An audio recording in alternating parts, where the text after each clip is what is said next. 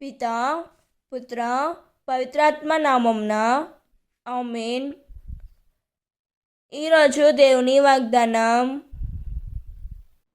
ధర్మశాస్త్ర బోధకులలో ఒకడు వచ్చి వారు తరిక్రించుట చూచి యేసు చక్కగా సమాధానము ఇచ్చారని గ్రహించి, ఆజ్ఞలన్నిటిలో ప్రధానమైనది ఏది అని ప్రశ్నించెను. అందుకు యేసు, ఇశ్రాయేలీయులారా వినుడు, మన దేవుడైన ప్రభువు ఏకైక ప్రభువు. నీ దేవుడైన ప్రభువును నీ పూర్ణ హృదయముతో, పూర్ణ ఆత్మతో, పూర్ణ మనస్సుతో, పూర్ణ శక్తితోనూ ప్రేమింపవలెను. ఇది ప్రధానమైన ఆజ్ఞ.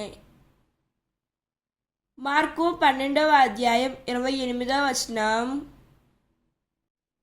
ఈ వాక్యం మనకు ఏం చెబుతున్నదంటే, ధర్మశాస్త్ర బోధకులలో ఒకరు యేసును చూచి యేసు మనం అడిగిన ప్రశ్నలన్నిటికీ సమాధానం చెబుతారు అని అనుకొని యేసు దగ్గరకు వెళ్ళి ఆజ్ఞలన్నిటిలో ప్రధానమైనది ఏది అని ప్రశ్నించాను.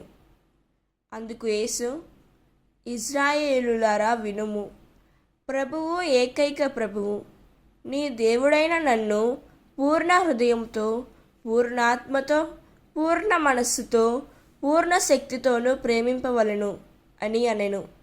ఇది ప్రధానమైన ఆజ్ఞ. దేవుడు ఈ వాక్యం వింటున్న ప్రతి ఒక్కరిని దీవించునుగాక.